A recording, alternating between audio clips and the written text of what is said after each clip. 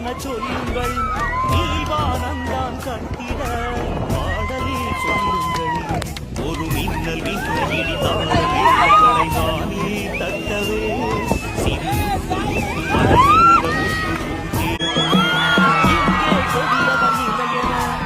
ஆகாயத்திடம் பேசுங்கள் ரத்தத்தால் எங்கிய கடலை அனுப்புங்கள் என்றும் பாவம் செய்திட பூர்ணம் பூரண சொல்லுங்கள் நீவானந்தான் கத்திட பாடலில் சொல்லுங்கள் ஒரு மின்னல் மின்னல் இடிதானே